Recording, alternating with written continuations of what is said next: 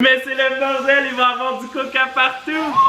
Oh non! Isaac, j'ai besoin de toi! Hey, salut tout le monde! Vous allez bien? Re-bienvenue sur Carly's Cooking. Je suis trop content de vous retrouver aujourd'hui. Dans mes dernières vidéos, j'ai réalisé que vous êtes pour la plupart d'entre vous, comme moi, très curieux de savoir si les food hacks qu'on voit sur internet ou sur Instagram fonctionnent vraiment ou si c'est une arnaque. Je me suis retrouvé encore ce week-end à regarder plein de vidéos de food hacks qui seraient hyper pratiques pour l'été, que j'avais envie de tester, et pour la plupart de ces vidéos, je me suis dit que ça devait absolument pas fonctionner, et je suis sûr que vous dites la même chose. Alors je me suis dit que plutôt que de vous faire perdre du temps, j'allais les tester avec vous aujourd'hui, comme ça on va voir si ça fonctionne vraiment. Mais avant de commencer, si t'aimes ce concept, bombarde-moi le compteur des pouces en l'air, et surtout dis-moi en commentaire si tu aimerais que je refasse une partie 2 de cette vidéo avant que l'été soit terminé. Et surtout, si t'es nouveau ici, abonne-toi en cliquant sur le petit bouton là qui ressemble à ça. Voilà, parce que ici, à toutes les semaines, j'adore te surprendre avec des vidéos qui tournent autour de la bouffe. Il est maintenant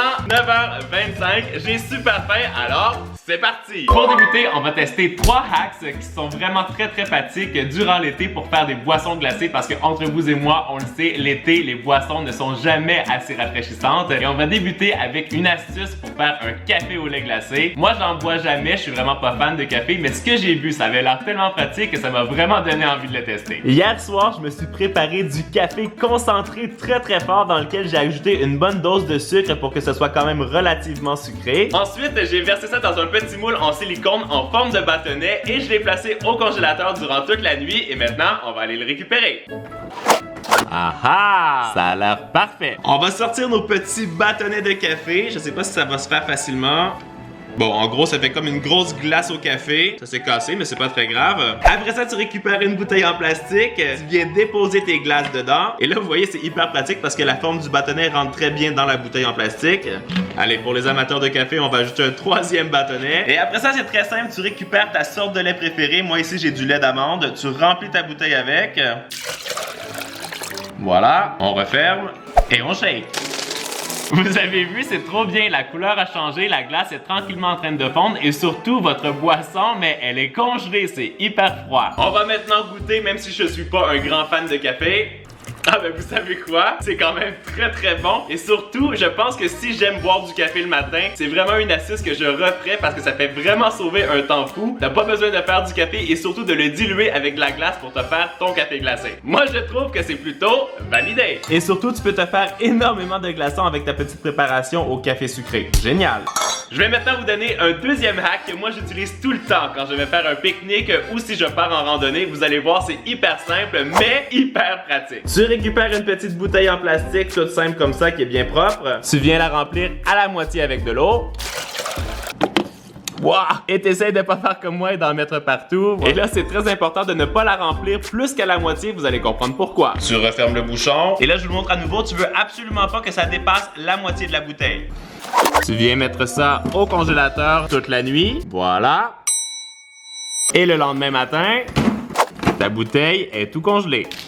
Voilà! Alors vous voyez, maintenant la glace est remplie jusqu'à la moitié et vous allez pouvoir remplir la bouteille avec de l'eau ou du jus à votre choix. Tadam!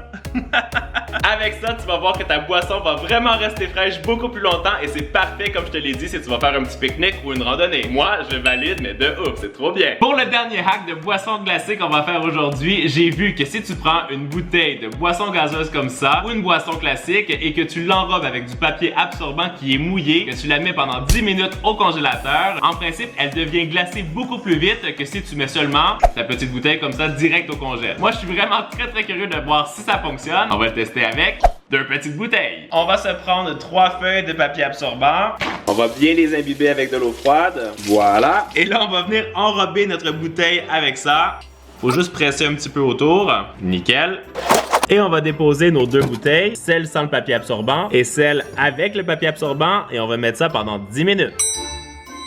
J'ai sorti mon arme secrète, le petit thermomètre ici, et on va tester la température des 2 boissons. On commence avec celle qui n'a pas eu le papier absorbant mouillé sur le dessus. Je vais mettre le thermomètre. Donc la température s'est arrêtée à 16 degrés Celsius. Et maintenant, on va tester avec l'autre bouteille. En tout cas, au toucher, c'est très froid, mais ça me donne l'impression que c'est seulement le papier qui est froid. Mais on va voir. Oh, c'est déjà descendu à 15 degrés, donc c'est clairement plus frais. Oh, 2 degrés! Eh bien, vous savez quoi? Je dois dire que ce hack est vraiment hyper validé parce que c'est quand même 2 degrés de plus frais que la bouteille qui n'a pas été enrobée avec le papier absorbant. Moi, c'est clair que je vais refaire ça à la maison quand je vais avoir besoin de refroidir rapidement des boissons gazeuses ou des boissons tout court. Il me reste encore 6 food hacks à tester aujourd'hui et pour ça, on va devoir aller faire les courses. Allez, c'est parti! On va avoir besoin d'une pastèque et aussi d'une deuxième pastèque. On va prendre aussi du gros sel, 2 fois, de la farine à pâtisserie, trop bien. Ah ah! Des petites bouteilles de Coca-Cola, des petits et des grands sacs refermables, des bleuets ou des myrtilles. On va prendre aussi de la crème glacée au chocolat, un petit peu de sirop à la lime. On va aussi avoir besoin de lait de coco et on va finir avec de la menthe et du citron. Ok, je suis de retour à la maison après avoir fait mes courses et là je vais tester un hack qui me paraît complètement improbable, de faire un gâteau avec de la crème glacée qui est fondue. J'ai vu qu'il fallait seulement combiner la fameuse crème glacée fondue avec de la farine à pâtisserie pour faire un gâteau et on va le tester tout de suite. Ce qu'il faut savoir, c'est qu'il n'y avait absolument aucune quantité de mentionnée dans la recette, alors on va le faire un petit peu à l'œil et je vais y aller avec les quantités que je pense qui vont être les bonnes. On va mettre 1, 2 et 3 tasses de farine à pâtisserie. Et maintenant, on va récupérer ma crème glacée qui a fondu au soleil et je peux vous dire aujourd'hui, ça n'a pas été très long parce qu'il fait super chaud. Toi, Bobby, est-ce que tu veux du gâteau au chocolat à la crème glacée? T'aimerais ça, hein? Yummy! Maintenant, on va s'ajouter 4 tasses de crème glacée fondue et de 1 et de 2. En tout cas, c'est le gâteau le plus drôle que j'ai jamais fait de ma vie. Et de 3, comme ça n'a pas l'air très appétissant. Et 4. Allez! Voilà! Bah, au final, c'était pratiquement tout le contenant au complet, hein. Maintenant, on va bien mélanger ça avec un fouet pour pas qu'il reste de grumeaux. Finalement, j'ai décidé d'ajouter le reste de la crème glacée parce que ça avait l'air un peu épais. Je pense que ça va être un peu mieux. Et on vient verser ça dans un moule qu'on a bien beurré pour que ce soit facile à décoller. En tout cas, je peux juste vous dire que si ce truc fonctionne, je vais vraiment être bluffé et pendant que ça cuit, nous on va t'attaquer au prochain hack. Pour ça, on va avoir besoin des sacs refermables, un petit briquet, voilà, et un couteau. Et apparemment qu'avec ça, on va être capable de se faire des petites glaces maison comme celles qu'on trouve dans le commerce. Moi, je suis vraiment curieux de voir si ça fonctionne et on va le tester. Alors, première étape, il faut venir chauffer notre lame de couteau avec le briquet pour que ça devienne bien chaud. Je pense que ça devrait être assez. Et après, on vient faire fondre le plastique en le coupant et ça devrait sceller le plastique pour pouvoir faire des petits moules à glace. Ok, là pour l'instant, il n'y a rien qui s'est passé. Ça a l'air d'être un petit peu collé, mais je pense qu'il va falloir chauffer ça un peu plus. Je vais récupérer ma torche à crème brûlée et je pense qu'avec ça, ça va être beaucoup plus efficace. Prise 2. Et là, on va voir si ça va fondre. Ah, mais là, ça a l'air de trop bien fonctionner. Vous avez vu, ça a direct coupé le plastique et surtout l'endroit où c'est refermable. Alors, je pense que ça pourrait même peut-être fonctionner. Je vais vous le montrer de plus près pour que vous puissiez mieux voir. Mais regardez, ça fait vraiment fondre le plastique tout de suite. Et maintenant, il reste juste à préparer ce qui va aller à l'intérieur. Une petite astuce, utilisez la partie la plus large du couteau. Comme ça, ici, ça va faire une soudure qui est plus large et plus épaisse et plus solide. Et voilà, ma préparation pour faire des glaces aux myrtilles maison est prête. Si tu veux la recette exacte, je l'ai mis sur mon compte Instagram dans les highlights. Alors tu peux me rejoindre, je t'ai mis mon compte ici. Tu vas voir, la recette est juste trop bonne. J'ai récupéré mes petits sachets qu'on a préparés. Je vais mettre un entonnoir ici sur le dessus et on va les remplir avec notre préparation aux myrtilles. Est-ce que vous pensez que ça va couler ce truc? Eh ben, vous savez quoi? Ça a l'air plutôt efficace pour l'instant, il n'y a rien qui coule. Je vais continuer de le remplir. Mais vous voyez, c'est vraiment hyper efficace. Regardez ça. La soudure a super bien tenu et on va pouvoir les mettre au congélateur. Dernière étape, il reste seulement qu'à refermer le sac refermable. Ça qui est très pratique. Et là, on met ça au congèle. Wow! Ça a l'air trop bon. Après quelques heures, nos popsicles sont bien glacés. On va couper l'extrémité. Et comme quand on était jeune, regardez ça. Mais c'est trop bien. En plus, la combinaison des myrtilles avec la menthe, c'est juste délicieux. Essayez ça à la maison parce que c'est trop validé. Trop bon. Mon four vient de sonner et là c'est l'heure de découvrir ensemble à quoi ressemble le fameux gâteau à la crème glacée. Oh! Mais ça a absolument pas gonflé, vous avez vu ça? Ça a pas l'air tellement appétissant, on va le découper. On dirait une brique. C'est vraiment hyper raide comme texture de gâteau. Ça a rien à voir avec ce que j'ai vu dans le petit clip, hein? Oh là là, mais ça a l'air tellement compact. C'est un brownie. On dirait. Ça sent juste la farine, ça a vraiment pas l'air appétissant. Ah, non. Mais ça, c'est un fail total. Tu veux goûter? Non, merci. C'est vraiment pas bon. C'est hyper élastique. Honnêtement, je pense que c'est l'un des pires gâteaux. Sinon, le pire gâteau que j'ai fait dans ma vie, c'est vraiment pas bon. Ne faites pas ça à la maison. Il ne faut pas croire tout ce qu'on voit sur Internet. Pas validé. Pas validé. Arnaque. Bon, après l'échec cuisant du gâteau à la crème glacée, on va tenter de se faire de la crème glacée maison sans sorbetière. Et il paraît que c'est possible de le faire en 5 minutes. On va voir si c'est vrai. On récupère du lait de coco qui est très froid que j'ai mis au frigo pendant au moins 1 heure. On ajoute un petit trait de sirop d'érable, une demi-cuillerée à café d'arôme de vanille et on mélange. Jusque là, c'est pas très compliqué. Tu récupères un sac refermable, tu l'ouvres, tu verses ta préparation à l'intérieur, tu refermes en enlevant le maximum d'air, tu récupères un sac refermable encore plus grand, tu le remplis avec de la glace, t'ajoutes du gros sel, beaucoup de gros sel, parce que ça va faire refroidir la glace encore plus vite. Et là, tu viens glisser l'autre petit sac avec la préparation à l'intérieur. Et moi, je vais rajouter encore plus de glace et plus de sel. On referme. Et là, comme vous voyez à l'écran, il paraît qu'on doit seulement mélanger cette préparation pendant 5 minutes et qu'après ça, tu as de la crème glacée faite maison que tu peux servir dans des cônes de glace. Moi, je suis très sceptique, mais on va le tester et on va le mettre à l'épreuve tout de suite. Pendant que je suis en train de faire ça, dis-moi en commentaire si tu penses qu'on va avoir de la vraie crème glacée maison après 5 minutes. Ok, ça fait 5 minutes que je mélange ma glace. Top chrono, et là j'ai récupéré un petit cornet avec du chocolat pour la gourmandise et on va tester pour voir si ça a fonctionné. Je vais essuyer l'eau parce qu'il y en a partout.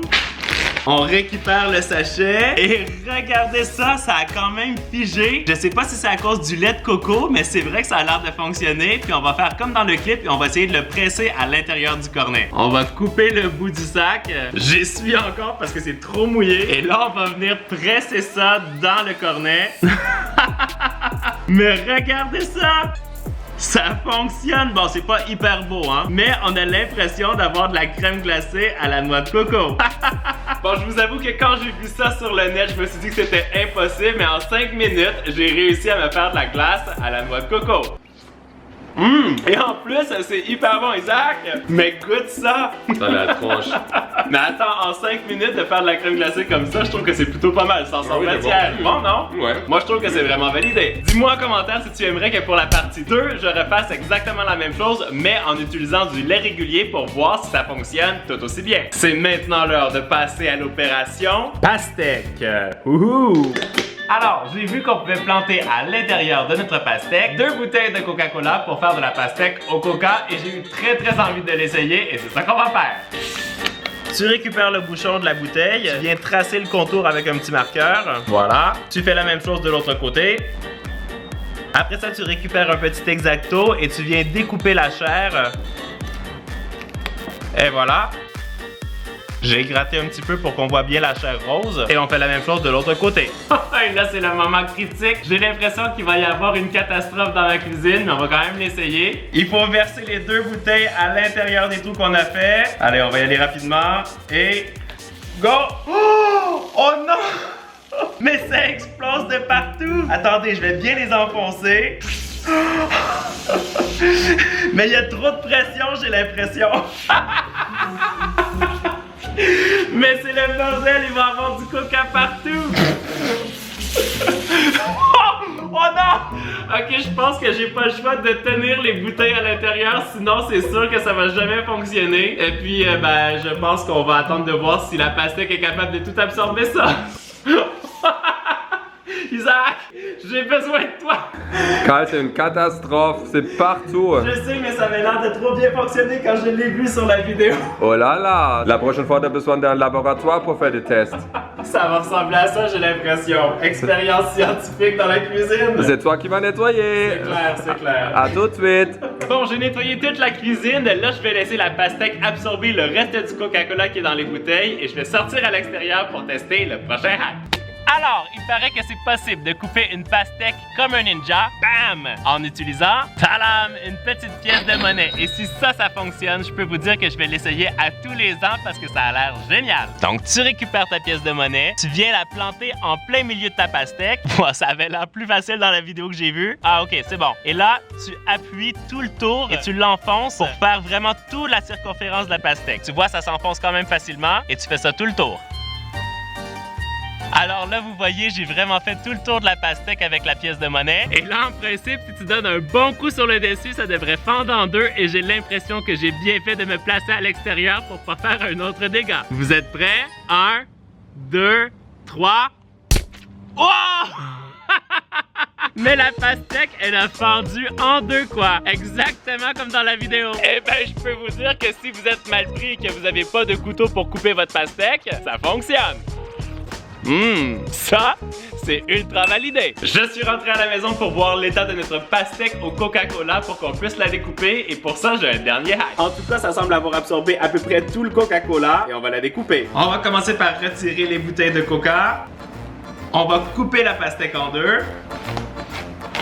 Voilà. En tout cas, elle a pas l'air d'être vraiment beaucoup imbibée avec la boisson gazeuse. Maintenant, on va faire 2 incisions comme ça de chaque côté. On répète de l'autre côté. On la retourne. Là, on vient faire des incisions à l'intérieur. On va faire un peu comme un quadrillé.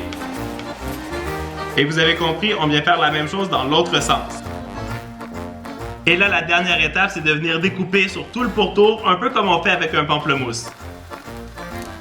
Je récupère un bol et là, de ce que j'ai vu, c'est que ça devrait tout tomber en morceaux et... Ah ouais, quand même! Ça l'a pas fait au complet, mais on voit quand même que ça fait des beaux cubes. Par contre, je suis pas trop convaincu parce que ça laisse quand même beaucoup de chair à l'intérieur de la pastèque. Il nous reste bien sûr une chose à faire, le test du goût.